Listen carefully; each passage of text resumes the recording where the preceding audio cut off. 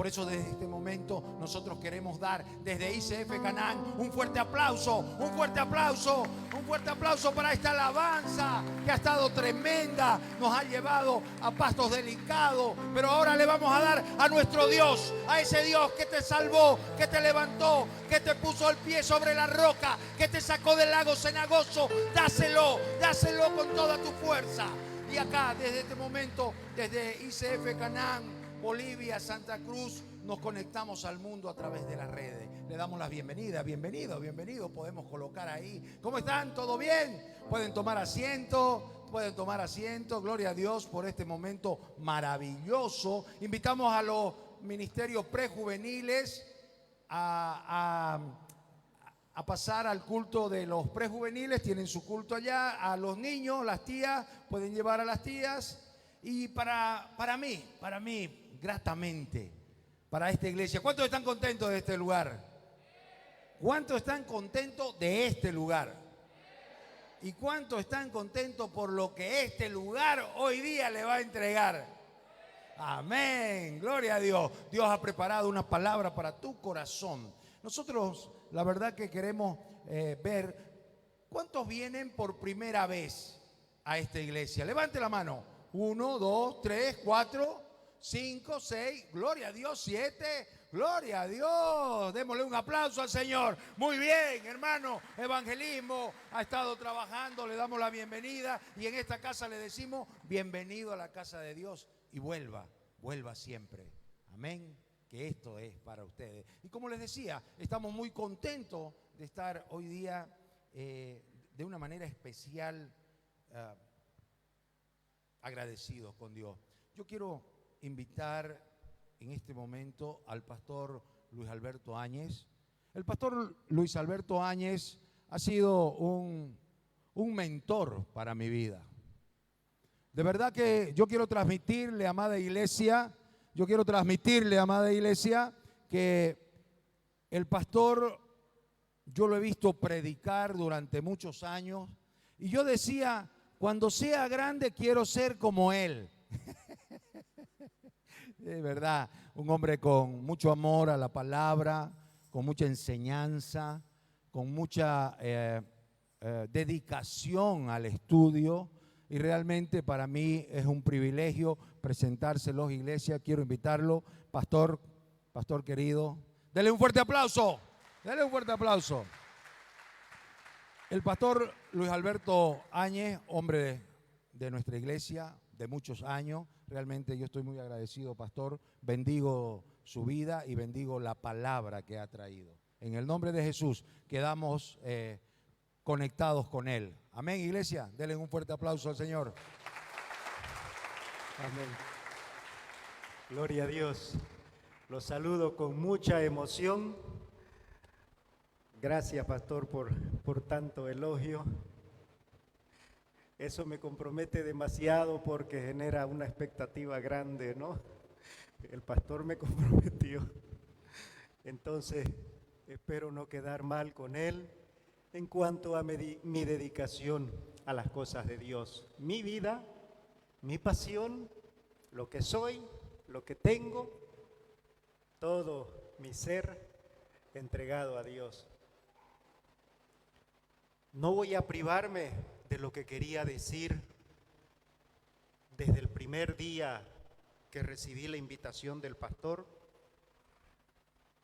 Ahorita, con todo lo que él dijo, ya va a sonar como a diplomacia, como a gentileza, como a reciprocidad en devolución, en retribución por sus elogios, pero no por eso voy a privarme de decirlo, porque esto lo tenía en el corazón desde mucho antes. Esta iglesia tiene el mejor pastor que Dios ha querido dar a esta obra.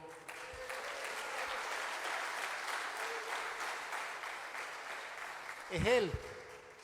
No hay otro pastor mejor que Él. No demerezco a ningún pastor de la faz de la tierra en nada, pero Él es el mejor. No hay otro. Dios lo puso. Dios mueve su obra a través de esta vida, y Dios está haciendo lo que está haciendo en cada corazón, en cada familia, en cada hogar, en todo este barrio, en toda esta zona y aún en las ciudades y donde nos están mirando, a través de sus manos, a través de su cuerpo, a través de su mente, a través de todo su ser. Quiero pedirles un aplauso al Señor por esta vida tan preciosa. Póngase de pie, pastor, por favor, póngase de pie y reciba esta honra aquí en la tierra. Aleluya. Bien, hermanos, la palabra de Dios no es solo palabra, son hechos. La palabra de Dios es poder. Hoy estoy con muy grande expectativa por cuanto a lo que Dios va a hacer en sus vidas. Estoy con grande expectativa porque esto es lo que acontece cuando la palabra de Dios es anunciada. Hay poder. Dice en el Evangelio de San Lucas, en el capítulo 4, versículo 16, dice: vino a Nazaret, donde se había criado, y en el día de reposo entró en la sinagoga conforme a su costumbre, y se levantó a leer. Y se le dio el libro del profeta Isaías, y habiendo abierto el libro, halló el lugar donde estaba escrito: el Espíritu del Señor está sobre mí, por cuanto me ha ungido para dar buenas nuevas a los pobres. Me ha enviado a sanar a los quebrantados de corazón, a pregonar libertad a los cautivos y vista a los ciegos, a poner en libertad a los oprimidos, a predicar el año agradable del Señor. Y enrollando el libro, lo dio al ministro y se sentó. Y los ojos de todos en la sinagoga estaban fijos en él. Y comenzó a decirles: hoy se ha cumplido esta escritura delante de vosotros. Hermanos, yo invité a una persona amiga hace algunos días atrás para tomar un café con él. Una persona a quien quiero mucho. Somos muy diferentes, polos totalmente opuestos con esta persona. Y se dieron las condiciones para tomar ese cafecito. Siempre fui una persona ordenada, disciplinada, casi como que nací viejo. No sabía de travesuras prácticamente, excepto que hablaba un montón y era preguntón.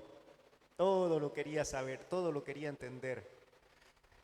¿Cómo será que molestaba a la gente grande que llegaban a decirme, Albertito, niño, no bien chiquitito, váyase allá a la calle a contar los vehículos, a ver cuántos autos pasan, me decían. Y yo me iba contento a la calle, al corredor. Esto era en la calle Guarnes, entre La Paz y Chuquisaca, y me sentaba a contar los autos. Hasta el día de hoy yo puedo entender por qué me gusta mirar desde un edificio los vehículos que transitan. Es increíble, pero hasta aprendí a degustar de eso. Entonces, siempre fui ordenado, disciplinado, nunca fui travieso. Siempre tuve ese perfil, esa forma de ser. Seguramente esto me favoreció mucho en la inteligencia racional, porque al ser una persona disciplinada, obviamente era metódica, ordenada, estudiaba, buen alumno, todo lo que significa la disciplina y el orden. Este amigo del que les hablo, sin ser él una persona a la que le falte inteligencia racional, porque es muy brillante, es muy inteligente, yo diría más que el común, pero él ha sido todo lo contrario. hasta el día de hoy, travieso, fregado, trasciende sin mayores dificultades las normas, es tan inteligente que difícilmente se dan cuenta, es todo lo contrario, opuesto. Y también conoce de las cosas de Dios, solamente que con mucha facilidad se distancia de las cosas de Dios por la forma que él tiene de ser. Entre otras cosas, cayó en la cárcel una vez, después otra vez.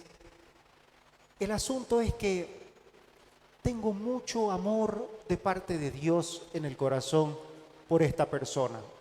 Nos reunimos a tomar un café y yo le pregunto, en medio de la conversación, le miré a los ojos y le dije, ¿quién es más bueno? ¿Vos o yo? Le dije. Él ni dudó en responderme, vos pues, me dijo. Y yo le dije, no, yo no soy más bueno que vos, le dije. Y él se quedó, me atrevo a decirlo, choqueado. Él quedó sorprendido, solo me miró. Tuve la sensación de un vacío en ese momento, como que no cayó la ficha. Pero así lo dije. Yo solamente hablo lo que tengo en mi corazón. Porque una de las cosas que probablemente me faltó es la inteligencia emocional. Digo lo que verdaderamente tengo. Si no lo tengo, no lo digo. Trato de ser gentil, educado, amable, pero no soy de repente quien puede con facilidad expresar lisonjas, ¿no? Gestos solamente por expresarlos. Luego le hice otra pregunta, la segunda pregunta. ¿A quién amó más Dios? ¿A vos o a mí? Y él se volvió a quedar choqueado y me dijo, ¿a vos? Y yo nuevamente mirándole a los ojos le respondí, no fue a mí, fue a vos, le dije. El mismo vacío, el mismo silencio, y yo con la misma convicción que lo dije, lo repito hoy día. Hago esta historia bonita porque con ella comienzo y con ella cierro, y en el trayecto de este estudio que desarrollé voy a ir aterrizando algunos puntos que son importantes que conozcamos, que entendamos y que tengamos claro acerca de las cosas de Dios conforme a su palabra. Dice en el Evangelio de San Mateo, capítulo 22, verso 37 al 39. El tema de estudio es nuestro rol, guardar nuestros corazones y predicar el Evangelio. San Mateo 22, 37 al 39. Dice así la palabra del Señor. Jesús les dijo, amarás al Señor tu Dios con todo tu corazón y con toda tu alma y con toda tu mente. Este es el primero y grande mandamiento. Y el segundo es semejante, amarás a tu prójimo como a ti mismo. Esto, hermano, habló Jesús, y puedo asegurar con toda convicción de que lo que quiso no fue cambiar los mandamientos. O sea que si usted alguna vez escucha que los 10 mandamientos de Dios enuncian el primero como amarás a Dios por encima de todas las cosas, esto no es verdad, esto no es real. Los mandamientos de Dios siguen siendo los mismos, porque están en su palabra, están en el Éxodo capítulo 20. Acompáñeme por favor usted con su Biblia para que afirme lo que yo estoy diciendo. Dice Éxodo capítulo 20, los 10 mandamientos. Y habló Dios todas estas palabras diciendo, yo soy Jehová tu Dios que te saqué de la tierra de Egipto, de casa de servidumbre. Versículo 3. No tendrás dioses ajenos delante de mí. No te harás imagen ni ninguna semejanza de lo que esté arriba en el cielo, ni debajo en la tierra, ni en las aguas debajo de la tierra. No te inclinarás a ellas, ni las honrarás, porque yo soy Jehová tu Dios fuerte, celoso, que visito la maldad de los padres sobre los hijos hasta la tercera y cuarta generación de los que me aborrecen, y hago misericordia a millares, a los que me aman y guardan mis mandamientos. No cambió, sigue siendo la misma palabra. Ay del que quiera cambiar una sola tilde, una jota. Los cielos y la tierra pasarán, su palabra no pasará sin que se cumpla todo, absolutamente todo. Esta es la palabra de Dios y Jesús no vino a cambiarla, ni siquiera vino a abrogar la ley de Dios. Él vino para que se cumpla. ¿Qué es lo que creo? Gloria a Dios.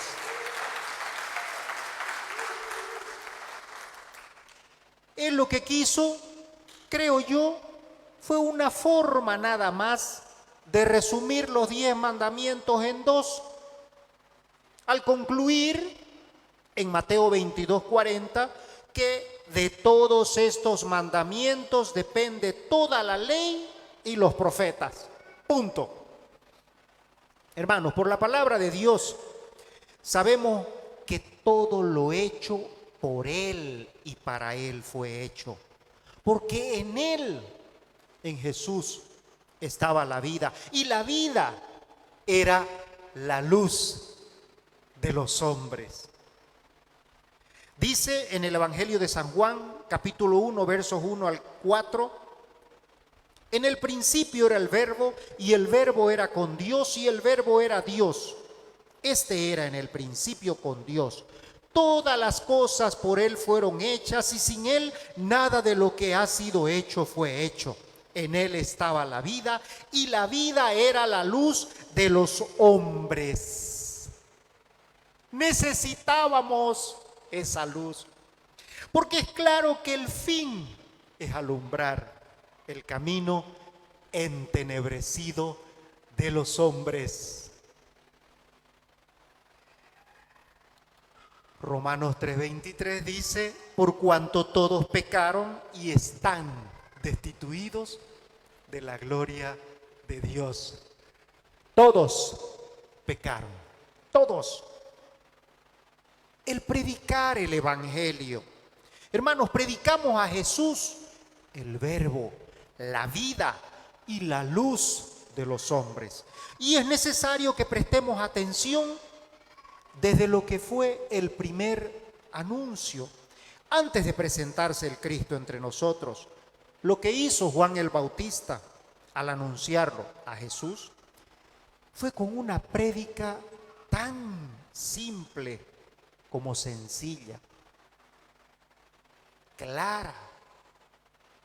Y eso está escrito en Mateo 3, versículo 2, que dice, arrepentíos porque el reino de los cielos se ha acercado. Mire cuánta dificultad, mire cuánta complejidad, mire cuánta complicación. Arrepentíos porque el reino de los cielos se ha acercado. Esa era la prédica de Juan el Bautista, el que anunciaba a Jesús. Y más adelante, exactamente esta misma prédica sucede tras acallar a Juan el Bautista, encarcelándolo. Cuando él entró en la cárcel, siguió siendo la misma prédica, exactamente la misma. ¿Y saben quién la asumió? El que había de venir, Jesús. Él la retomó, predicando exactamente lo mismo. Constátelo en Mateo 4:17. Arrepentíos porque el reino de los cielos se ha acercado. Todo, hermanos, quedó registrado en los evangelios y es justamente lo que se nos manda a anunciar predicando, como está la gran comisión en Marcos 16, verso 15.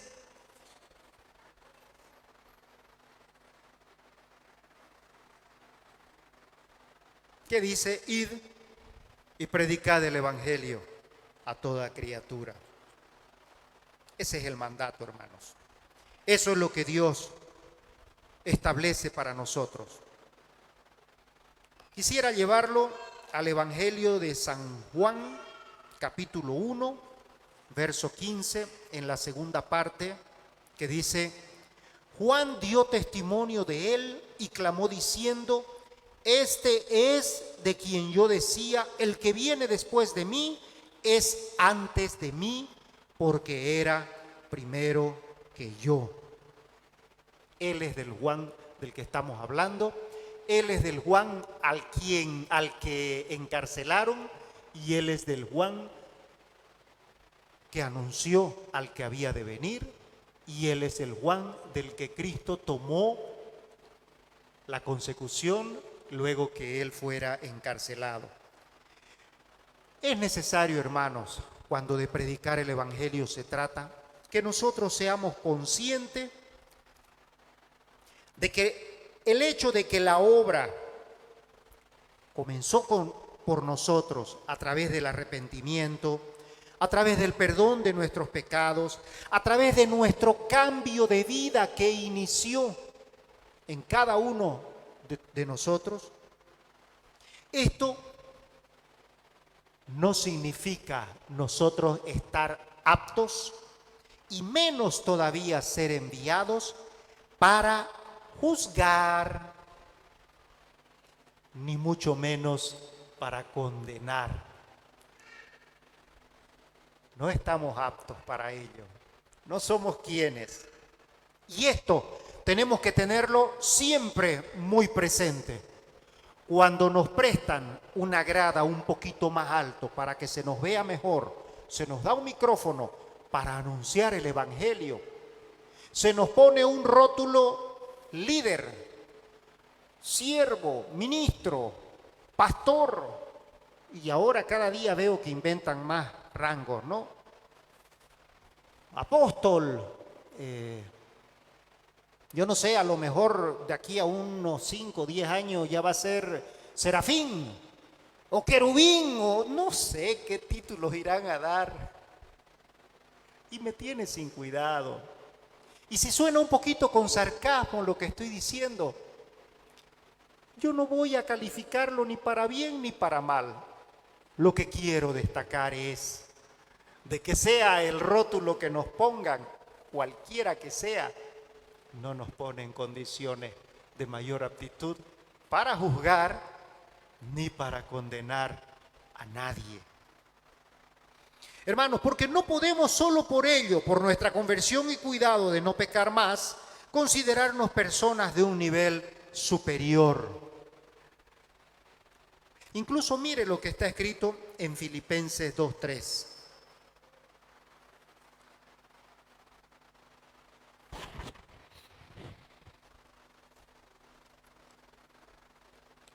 Nada hagáis por contienda o por vanagloria, antes bien con humildad, estimando cada uno a los demás como a superiores a él mismo. Mirando a los demás como a superiores a nosotros mismos, con humildad, con humildad. Entonces, si los otros son superiores a nosotros, como Dios nos manda que los miremos, ¿con qué coraje vamos a apuntar con el dedo, a juzgar, o peor todavía, a condenar? ¿Cómo vamos a hacer eso? Esto es lo que yo describo como cubrirnos con un revestimiento con manto de soberbia cristiana. El día que nosotros asumimos esa posición es exactamente lo que acabo de expresar. Recubrirnos con un manto de soberbia cristiana. No sé si estoy jugueteando mucho con las palabras, pero me interesa transmitir la idea que Dios ha puesto en mi corazón. Es lo que yo pienso, es lo que yo creo, Y por esto hoy día lo estoy compartiendo con este pueblo precioso del Señor. Pastor, me va a decir usted. Aleluya. ¿Cómo va a decir usted eso? Pastor, ¿cómo va a decir usted eso? O sea que somos una tropa de soberbios los religiosos que nos dedicamos a las cosas de Dios. Hermano, no se moleste conmigo. No se enoje. Y quiero que sepa que no seríamos ni los primeros, ni seremos los últimos en hacerlo, y tampoco habríamos de ser los únicos, por las tantas y tantas veces que nos habremos llegado a considerar los jueces puritanos, que tal cuales beatos nos arrogamos el derecho de juzgar e incluso condenar. Pero déjeme recordarle, para que usted vea que no seríamos ni los primeros, ni los únicos, ni los últimos, déjeme recordarle aquel pasaje escrito en Juan capítulo 8, verso 1 al 8, pasaje precioso del Señor. Juan capítulo 8, verso 1 al 8. Acompáñeme con su Biblia, por favor.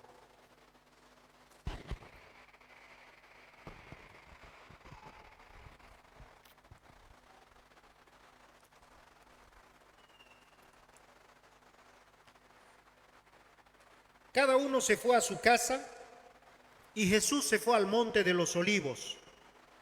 Y por la mañana volvió al templo y todo el pueblo vino a él. Y sentado él les enseñaba. Entonces los escribas y los fariseos le trajeron una mujer sorprendida en adulterio y poniéndola en medio le dijeron: Maestro, esta mujer ha sido sorprendida en el acto mismo de adulterio. Y en la ley nos mandó Moisés apedrear a tales mujeres. Tú pues, ¿qué dices? Mas esto decían tentándole para poder acusarle. Obvio, no era algo verdadero del corazón. Querían tener de qué acusarlo. La motivación era aquella, porque no era su rol juzgar ni condenar. Pero Jesús, inclinando hacia el suelo, escribía en la tierra con el dedo. Era un momento difícil, complicado, porque por un lado estaba la ley de Moisés, que por la ley se establecía que había que haber una consecuencia de aquel mal. Pero por otro lado, Jesucristo lo que hacía era predicar el amor, predicar el perdón, predicar el arrepentimiento. Y por último, quien gobernaba era el Imperio Romano.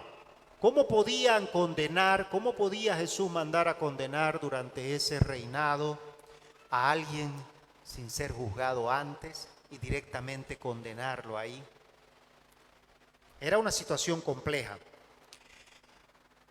Pero ellos insistieron, dice versículo 7, y como insistieran en preguntarle, se enderezó y les dijo: el que de vosotros esté sin pecado, sea el primero en arrojar la piedra contra ella. E inclinándose de nuevo hacia el suelo, siguió escribiendo en tierra. ¡Qué caso precioso! Los fariseos, una casta social, religiosa, de las más importantes, junto con los saduceos, eran las dos castas sociales políticas muy importantes. Los escribas, los doctos en la ley, los que dominaban la ley de Moisés, los que dominaban las escrituras. Alguien como los escribas, ¿será que podía conocer tanto de la ley? Y ellos vienen con aquel rótulo, con aquel título, con aquel rango de grandeza a acusar para que Jesús, a quien tentaban, tome una resolución de lo que ellos querían hacer. Hacerlo caer a él que era en realidad el objetivo principal, con la adúltera. La ley mandaba que tenía que ser con testigos para poder llegar a este punto. Entonces fue toda una labor, indudablemente, la que desarrollaron para poder llegar hasta ese punto. Tuvieron que, después de los chismes y los comentarios, tuvieron que seguramente haber armado un plan, haberla seguido a ella y a él para encontrarlos en la condición, para tener cómo acusarlo. O sea que fue toda una armazón, toda una estrategia, toda una organización para llegar a ese punto. Estaba claro lo que querían ellos.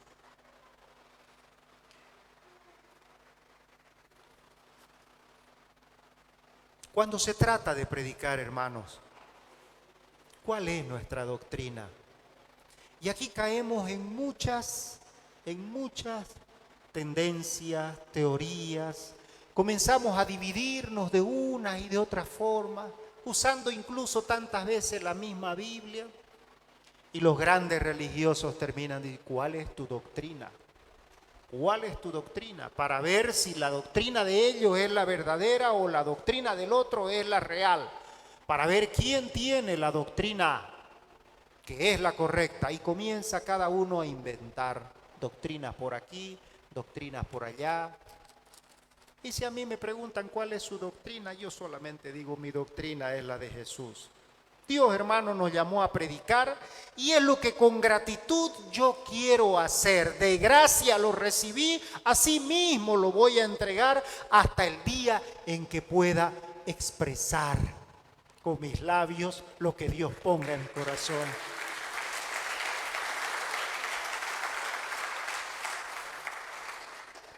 Y tal cual debe ser, hermano, conforme a la doctrina de Jesús, lo que legó a sus discípulos.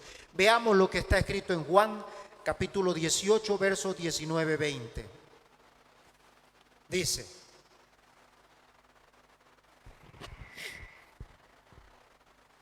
y el sumo sacerdote preguntó a Jesús acerca de sus discípulos y de su doctrina. Y Jesús le respondió: yo públicamente he hablado al mundo, siempre he enseñado en las sinagogas y en el templo, donde se reúnen todos los judíos, y nada he hablado en oculto. ¿Cuál era la doctrina de Jesús? Lo que él hablaba, lo que él decía, y no lo hacía a escondidas, lo decía públicamente.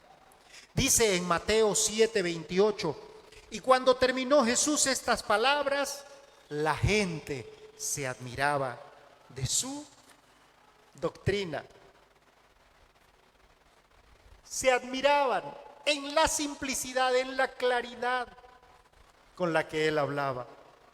Dice Marcos 12:38, y les decía en su doctrina: guardaos de los escribas, que gustan de andar con largas ropas y aman las salutaciones en la plaza. Tamaño, grandeza, sobresaliendo. Guardaos, aman las salutaciones en las plazas. Dice Juan 7:16, Jesús le respondió y dijo: mi doctrina no es mía, sino de aquel que me envió. La doctrina de Jesús es la doctrina que Dios mandó a él para que él despliegue en la tierra, y es el mandato que nosotros tenemos, no para complicarnos, no para aprovecharnos de las casas de las viudas con largas oraciones, no haciendo sonar con nuestras manos las monedas cuando damos. Que una mano nuestra no se entere lo que hace la otra. Que podamos nosotros verdaderamente buscar la integridad delante del Señor, no delante de los hombres. No mostrarnos ante los hombres justos y buenos, religiosos, santos, puritanos, beatos, y después en la intimidad, donde nadie nos mira, hacer que lo que hay en el corazón brote la maldad. Hermanos, porque todo está escrito y no necesita de interpretaciones, no precisa traducciones. La doctrina de Jesús es totalmente simple, sencilla, clara. Otra cosa es que el hombre quiera complicar y así termina oscura, diluida y sobre todo entremezclada con tradiciones. Por ejemplo, en Marcos 7 los fariseos se enojaron porque Jesús no se lavó las manos, lo que era una tradición de los ancianos. Marcos 7, versículos 1 y 2 dice: se juntaron a Jesús los fariseos y algunos de los escribas que habían venido de Jerusalén, los cuales, viendo a algunos de los discípulos de Jesús comer pan con manos inmundas, esto es, no lavadas, los condenaban. Hermano, no ore así, porque cuando usted ora con las manos cruzadas, eso no es de Dios, eso es del diablo. Hermano, cuando usted haga esto, haga aquello, tiene que ser así porque asá.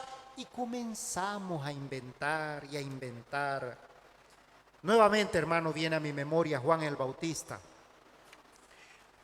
En Juan, capítulo 1, versos 6 al 8, que dice: hubo un hombre enviado de Dios, el cual se llamaba Juan. Este vino por testimonio para que diese testimonio de la luz, a fin de que todos creyesen por él. No era él la luz, sino para que diese testimonio de la luz.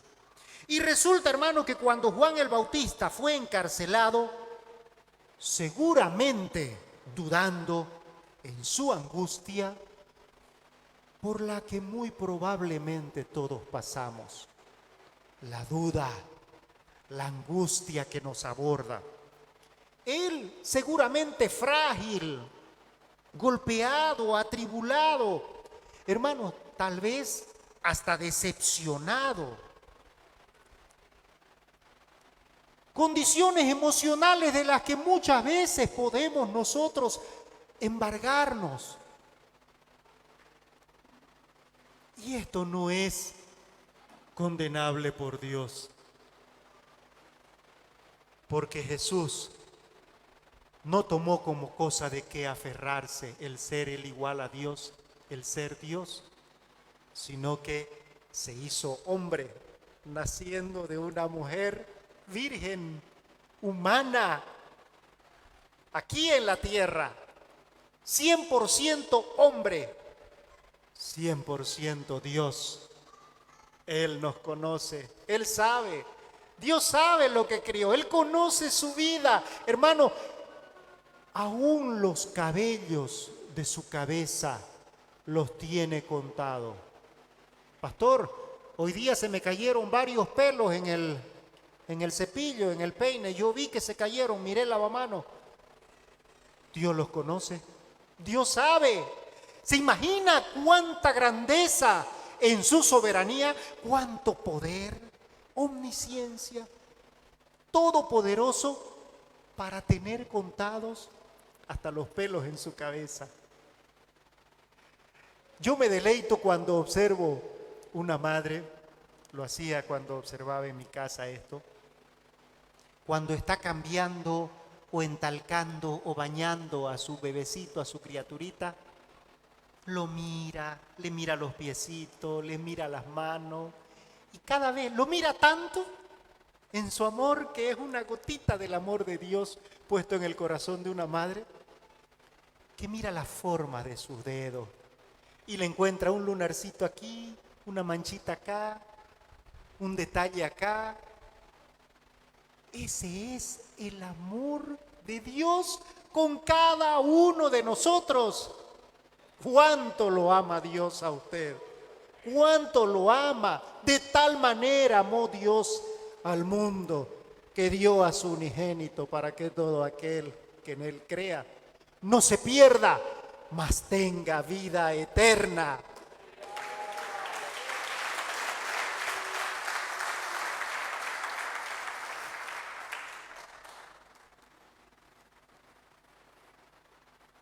Hermanos, lo dije y lo vuelvo a decir. Esta es la doctrina de Jesús, simple, clara, concisa. Y lo vuelvo a decir, algo más.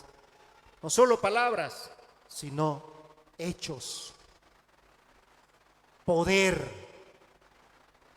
Primera de Corintios 4:20 dice, porque el reino de Dios no consiste en palabras, sino en poder. Hoy día, poder de lo alto se va a desatar en medio de su iglesia.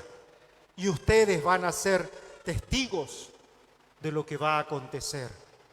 Hermano, no solamente milagro es, por si acaso, ver un paralítico andar, un ciego ver, un sordo oír, pero el milagro que yo miro como uno de los más intensos que se provoca en la tierra con la prédica de la palabra del Señor es un corazón transformado. Palabra de Dios sembrada en los corazones, en las vidas, para que cambien.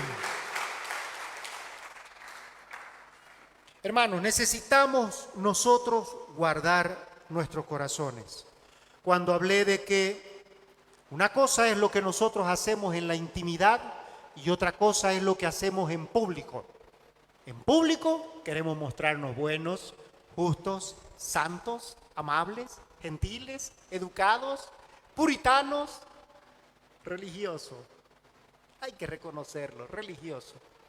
Y cuando estamos solos, el corazón es lo que nos juega mal. Dice en Proverbios 4:23, sobre toda cosa guardada, guarda tu corazón, porque de él mana la vida. Y vea lo que dice en Marcos 7, versos 14 al 23. Dice así: y llamando así a toda la multitud les dijo, oídme todos y entended. Nada hay fuera del hombre que entre en él que le pueda contaminar, pero lo que sale de él, eso es lo que contamina al hombre. Si alguno tiene oídos para oír, oiga. Verso 17. Cuando se alejó de la multitud y entró en casa, le preguntaron sus discípulos sobre la parábola. Él les dijo, ¿también vosotros estáis sin entendimiento? ¿No entendéis que todo lo de fuera que entra en el hombre lo puede contaminar? ¿No le puede contaminar? Verso 19, porque no entra en su corazón, sino en el vientre y sale a la letrina. Esto decía haciendo limpios todos los alimentos. Pero decía que lo que del hombre sale, eso contamina al hombre. De la abundancia del corazón habla la lengua. Lo que usted mete a su corazón, eso va a sacar.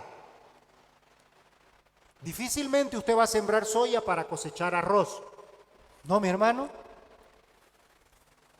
Difícilmente usted va a sembrar maíz para cosechar sorgo, aunque lo usan los dos como energéticos, ¿no? Para la fabricación de alimentos para los animales domésticos que se crían en búsqueda de la transformación de granos en carne. Pollos, chanchos, vacas. Bueno, ya me estoy saliendo. Siempre un toque de agropecuaria, ¿no? Versículo 21, porque de dentro del corazón de los hombres salen los malos pensamientos, los adulterios, las fornicaciones, los homicidios, los hurtos, las avaricias, las maldades, el engaño, la lascivia, la envidia, la maledicencia, la soberbia, la insensatez. Pastor, párela, eso no sale de mi corazón. Sí sale, no sale, sí sale. ¿Y por qué asegura, pastor? Porque está escrito. ¿Dónde está escrito? en la palabra de Dios, por lo tanto, es verdad. Todas estas maldades, versículo 23, de dentro salen y contaminan al hombre. Guardar nuestros corazones, guardar nuestros corazones. A veces nos diluimos, hermanos, en temas que pueden ser interesantes, atractivos para algunos, hasta importantes, si usted así lo quiere. Pero también otras tantas veces terminamos inventando o recibiendo diversidades de doctrinas humanas. Me atrevo a asegurar que de seguir así vamos a terminar dispersos. Y no le quito, hermanos, valor a ninguna invención del hombre. Yo también soy científico. Yo también creo en lo que se estudia, en lo que se desarrolla, en lo que se despliega. Por algo y para algo Dios nos dio inteligencia. No estaría yo en contra de nada de lo que el hombre invente. Pero es que hay muchos asuntos preponderantes sobre los que debemos hablar con el incrédulo cuando de predicar se trata. ¿Quiere usted predicar para anunciar el Evangelio, en el Evangelio, el reino de Dios que se ha acercado? Arrepiéntanse, esa es la predica. Arrepentíos, porque el reino de los cielos está cerca. Arrepentíos. Hay mucho, hermanos, por hablar. Tenemos por hablar del amor de Dios. Tenemos por hablar de su justicia. Tenemos por hablar de su perdón, de su misericordia, de la fe. En conclusión, hermano, el primero grande mandamiento que Jesús declaró en las Sagradas Escrituras, la Biblia, es: amarás al Señor tu Dios con todo tu corazón y con toda tu alma y con toda tu mente, como está en Mateo 22:37, hablando del gran mandamiento, del primero y grande mandamiento, cuando le preguntan a Jesús. De nuevo, no se cambiaron los 10 mandamientos escritos en el Éxodo capítulo 20. Por lo que quisiera convenir con ustedes con que para poder hacer esto, necesitamos guardar nuestros corazones. Y vamos a hacer de este nuestro primer rol: cuidar nuestros corazones. ¿Por qué? Porque ya sabemos qué cosas salen de ahí, del corazón. La palabra de Dios no dice que eso sale del impío, del malo, del potencial líder o del pastor o del apóstol o del clérigo, y pónganle el rango que quieran.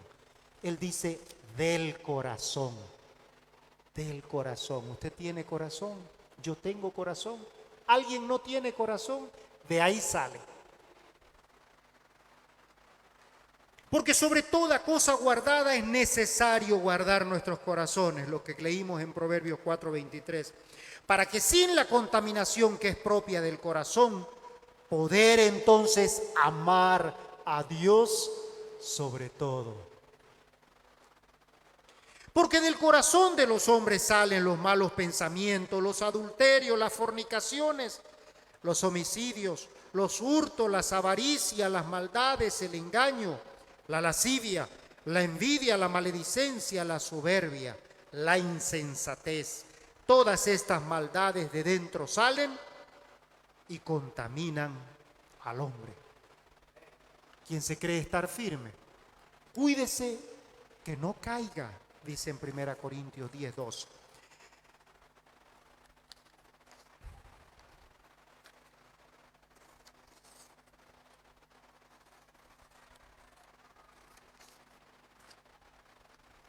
Hermanos, también vamos a establecerlo hoy como nuestro segundo rol y convengámoslo, todos apoyados en la palabra de Dios, por el segundo grande mandamiento que Jesús declaró: amarás a tu prójimo como a ti mismo, porque lo que en el amor que profesamos y debemos para con el prójimo. Romanos 13:8 nos urge anunciar el Evangelio. Y les dijo: id por todo el mundo y predicad el Evangelio a toda criatura. Marcos 16, 15. Hermanos, hablé del corazón, hablé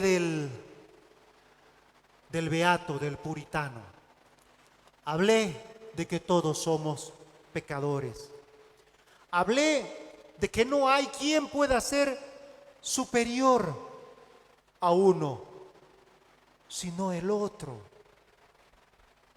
Yo no puedo ser superior a nadie en nada. Yo debo mirarlo a usted como a superior a mí. Y el hecho que tenga algún don, algún talento diferente al que usted tiene, lo único que hace es que la obra de Dios sea perfecta.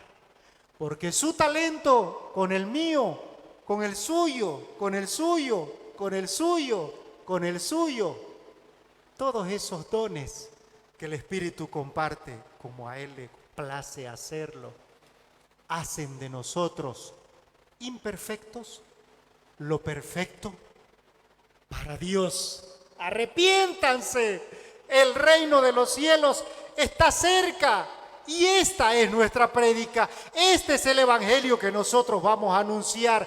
Esto es lo que nosotros necesitamos pregonar aquí en la casa, allá en la calle, en el vecindario, en la zona, hermanos. Algo hermoso.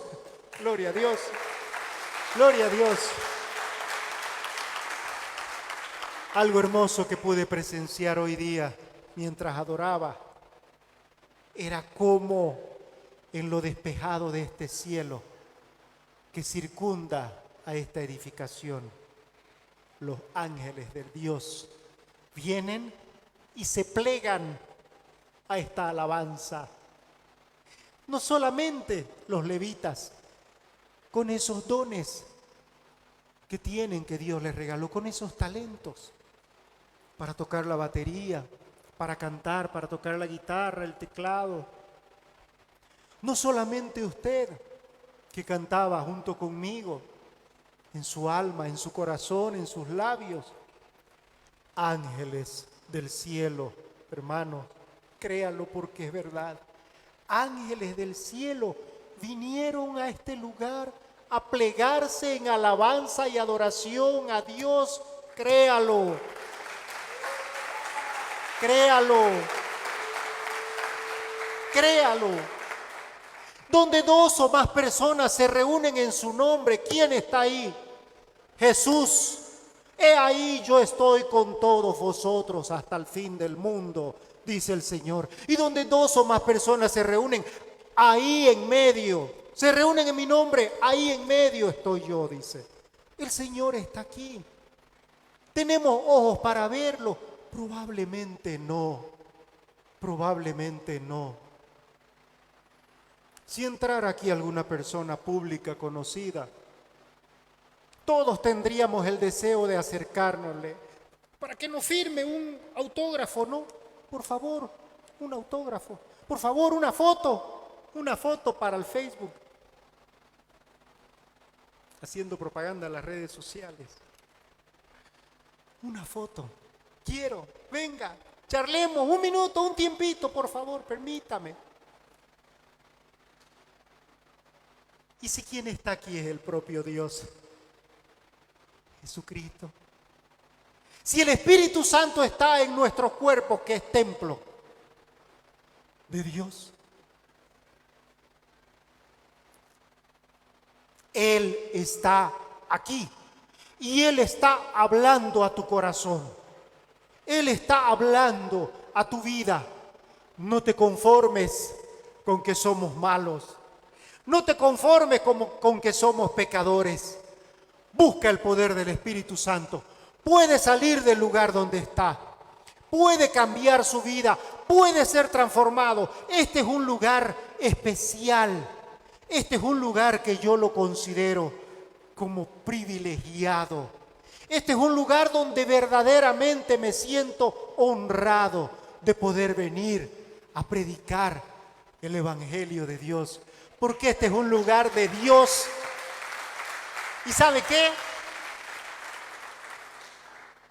Muchas personas llegan aquí, porque el amor de Dios en las manos, en los pies, en el corazón de este siervo del Señor, de este pastor tan preciado, tan precioso, tan amado, lo conduce, lo tironea, lo obliga, lo presiona a ir a buscar gentes destruidas, menospreciadas, subestimadas, rechazadas por la sociedad, condenadas.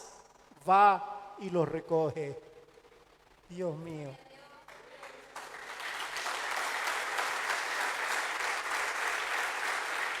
Es un hombre de Dios. Es el mejor pastor. No desmerezco de nuevo porque no quiero provocar celo a nadie. No desmerezco a ningún pastor. Pero este es el mejor pastor.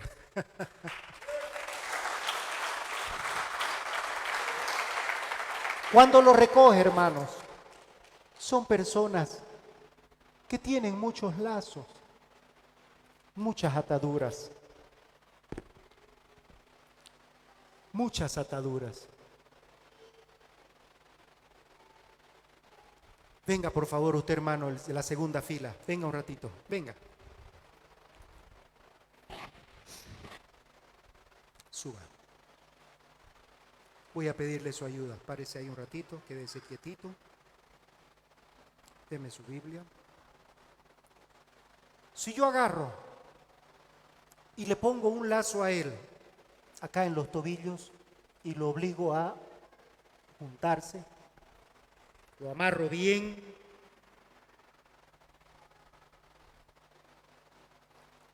le estoy poniendo un lazo de alcohol. Si agarro y le pongo más arribita, a nivel de las rodillas, otro lazo. Un lazo de adulterio. Le pongo otro lazo a la altura de los muslos y lo amarro. Un lazo de pornografía. Luego le pongo otro lazo y lo amarro aquí con las muñecas plegadas. Un lazo de ambición desmedida, de ganancias deshonestas. Luego le pongo otro lazo aquí a la altura de los codos. Un lazo de cocaína. Y si le pongo otro lazo acá, a nivel de los hombros,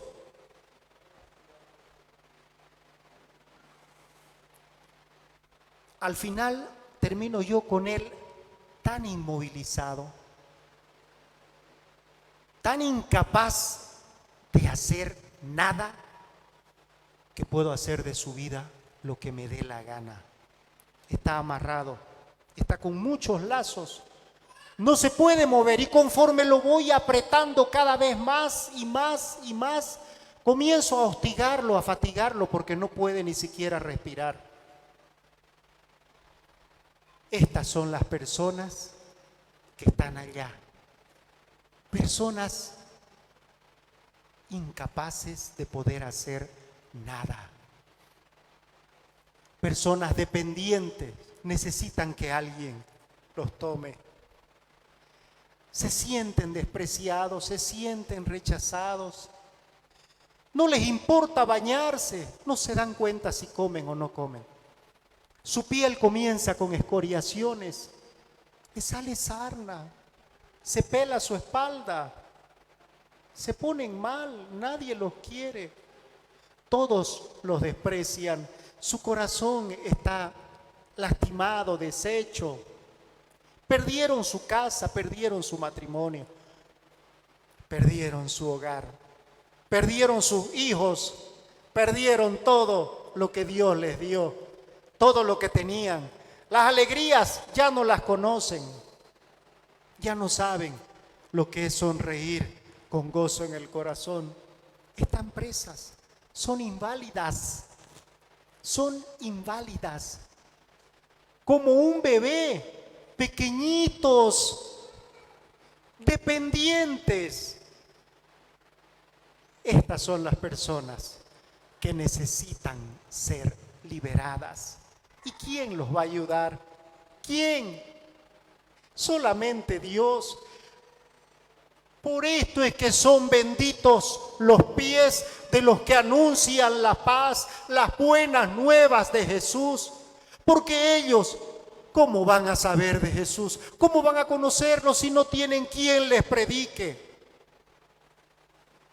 Benditos los que anuncian y les ayudan a cortar una por una todas esas ataduras para que al final pueda ser liberado y de nuevo pueda respirar tranquilo, pueda sentirse que mueve los pies, que puede caminar y que puede comenzar a valerse por sí solo. Gracias, hermano. Gracias. Los más pequeñitos, los inválidos, ay de aquel que es piedra de tropiezo para uno de estos mis más pequeñitos, dice el Señor. Más le valiera colgarse una piedra de molino de asna en el cuello y tirarse a las profundidades. Aquí se albergan a pequeñitos. Dios no los ama menos a ellos que a usted o que a mí. Póngase celoso. Dios los ama más a ellos que a usted.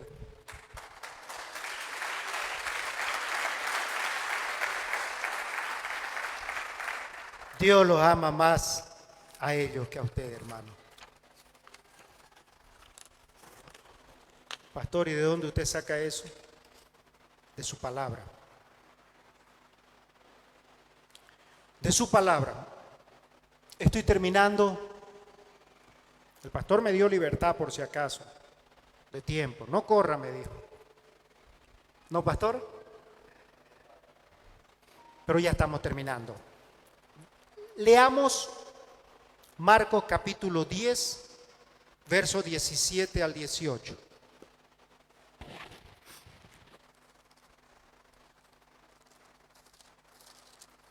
Marcos 10, versos 17 al 18. Dice así: al salir él para seguir su camino, vino uno corriendo e hincando de la rodilla delante de él, le preguntó: Maestro bueno, ¿qué haré para heredar la vida eterna? Maestro bueno, ¿qué haré para heredar la vida eterna? Versículo 18 dice: Jesús le dijo: ¿por qué me llamas bueno? Ninguno hay bueno, sino solo uno, Dios. ¿Recuerdan la primera pregunta que le hice a este mi amigo? ¿Quién es más bueno? Le dije. ¿Vos o yo? Le dije. Y él me dijo: vos. No, le dije. Leamos Génesis 18, versos 23 al 33.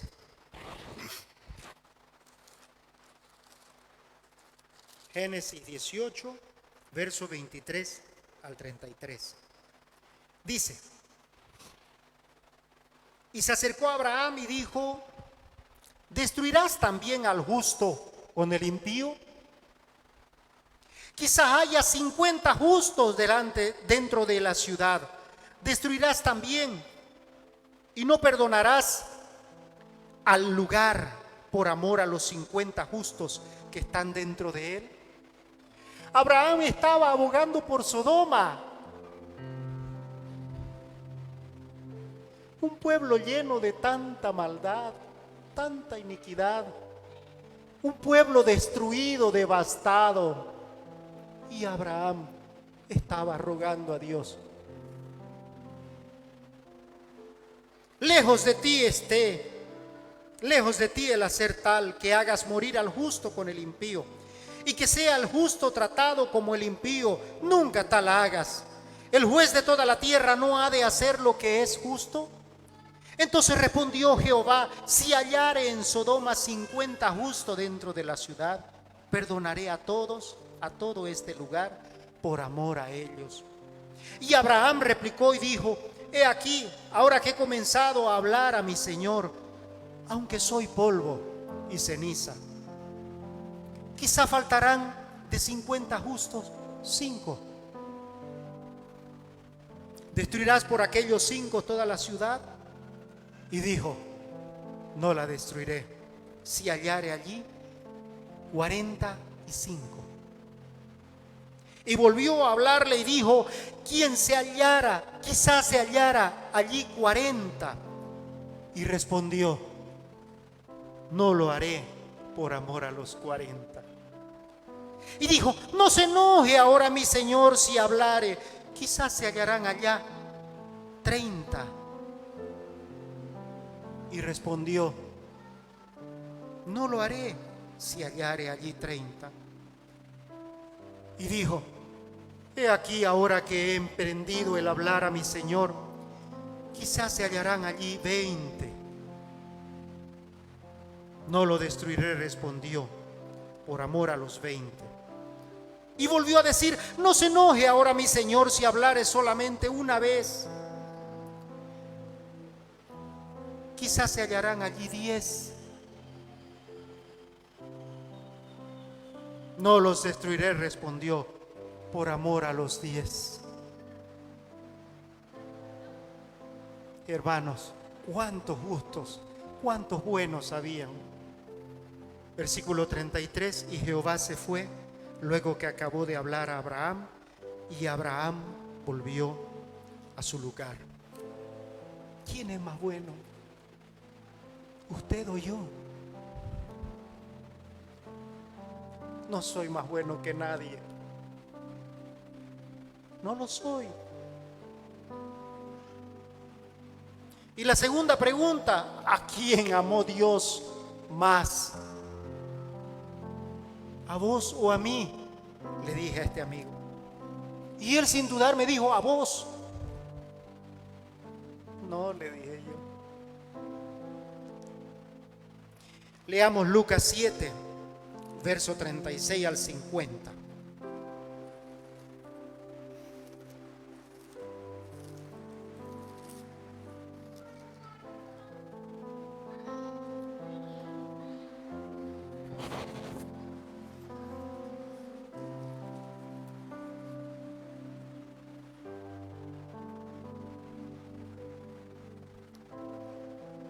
Uno de los fariseos rogó a Jesús que comiese con él, y habiendo entrado en casa del fariseo, se sentó a la mesa. Entonces una mujer de la ciudad, que era pecadora, al saber que Jesús estaba en la mesa en casa del fariseo, trajo un frasco de alabastro con perfume, y estando detrás de él a sus pies, llorando, comenzó a regar con lágrimas sus pies, y los enjugaba con sus cabellos, y besaba sus pies, y los ungía con el perfume. Cuando vio esto el fariseo que le había convidado, dijo para sí: este, si fuera profeta, conocería quién y qué clase de mujer es la que le toca, que es pecadora. ¿Quién decía esto? El que le invitó. ¿Quién decía esto? El que lo trajo a su casa, el que le dio una atención. Versículo 40: entonces respondiendo Jesús, le dijo, presta atención, él, Simón, cuando vio esto el fariseo que le había convidado, dijo para sí, no lo expresó, dijo para sí. Me atrevería a decir que lo pensó. No creo que ni siquiera lo murmuró. Y Jesús le respondió. Entonces respondiendo Jesús le dijo: Simón, una cosa tengo que decirte. Y él le dijo: ¿Di, maestro? ¿Di, maestro?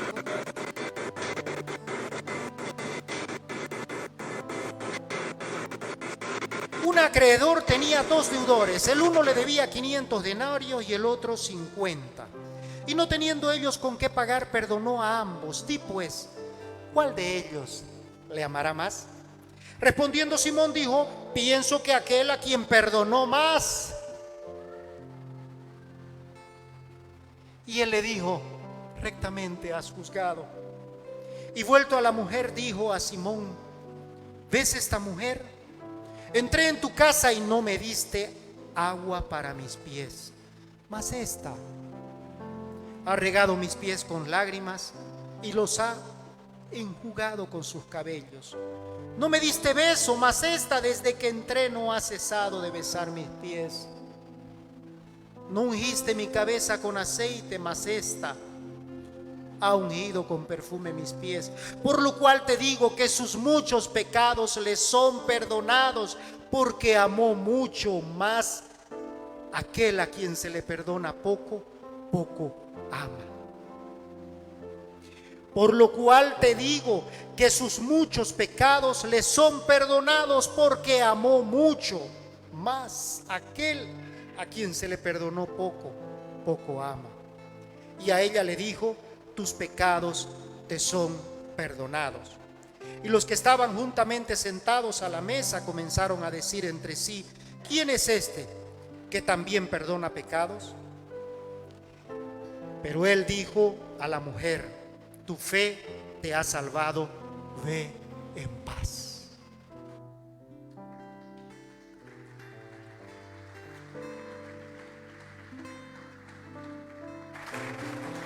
¿A quién amó más Dios? ¿A quién amó más Dios, hermano? En Mateo 18:23 dice: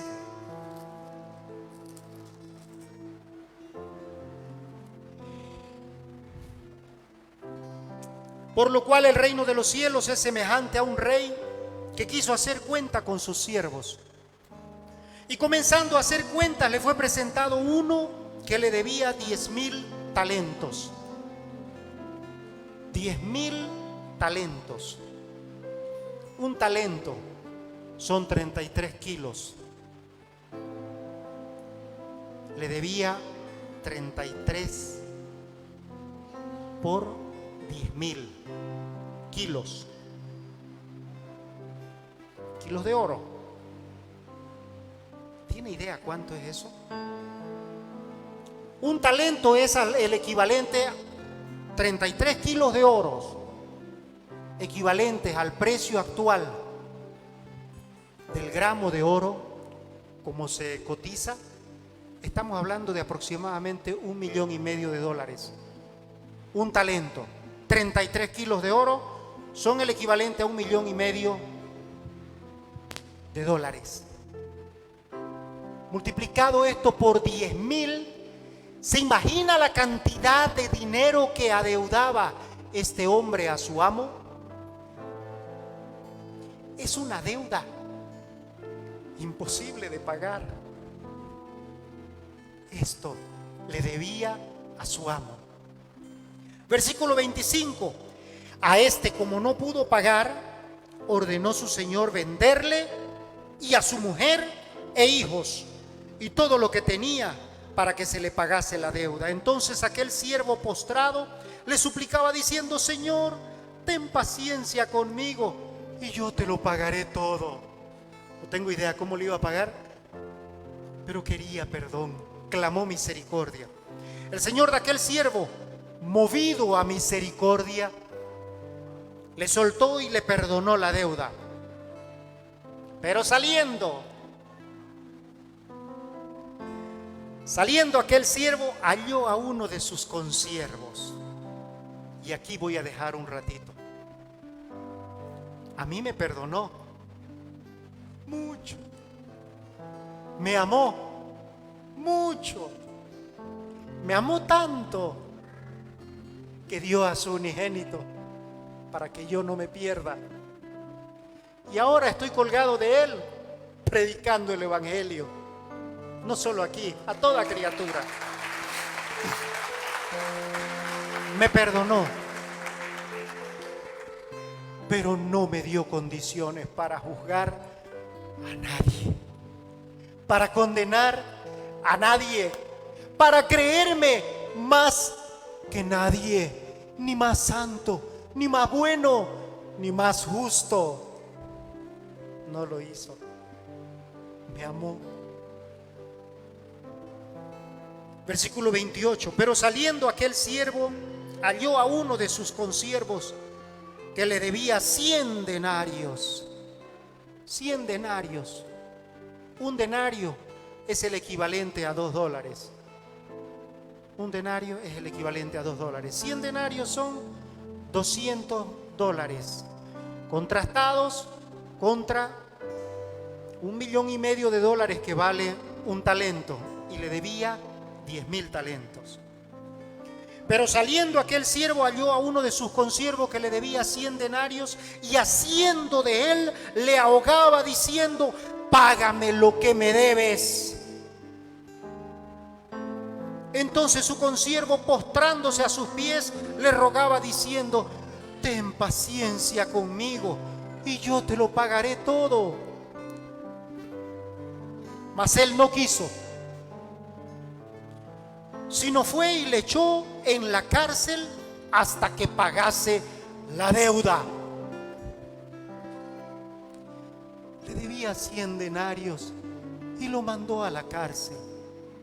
Y él debía 1,5 millones multiplicado por 10,000. ¿Se da cuenta? Y Dios tuvo misericordia de él. Viendo sus consiervos lo que pasaba, se entristecieron mucho y fueron y refirieron a su señor todo lo que había pasado. Entonces, llamándole su señor, le dijo: siervo malvado, toda aquella deuda te perdoné porque me rogaste. ¿No debías tú también tener misericordia de tu consiervo como yo tuve misericordia de ti? Entonces su señor, enojado, le entregó a los verdugos hasta que pagase todo lo que debía. Así también mi Padre Celestial hará con vosotros si no perdonáis de todo corazón cada uno a su hermano sus ofensas. Hermano, ¿Dios le perdonó a usted? ¿Tiene algo de lo que Dios tiene para perdonarle? Es poco, es mucho, es medio, es casi nada. A mí tiene mucho Dios para perdonarme. Mucho, mucho me perdonó y mucho me va a seguir perdonando todavía. Fíjese en esto, hermano.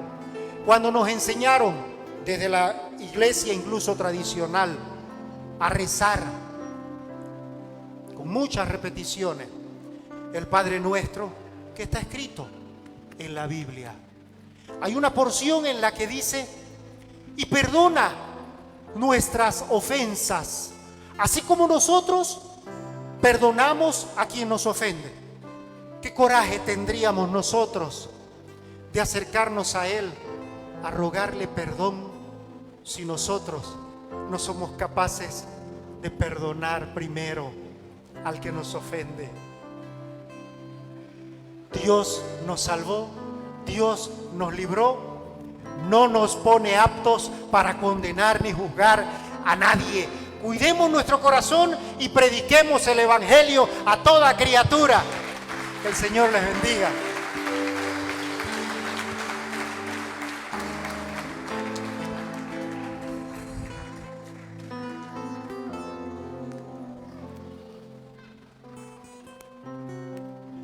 Aleluya.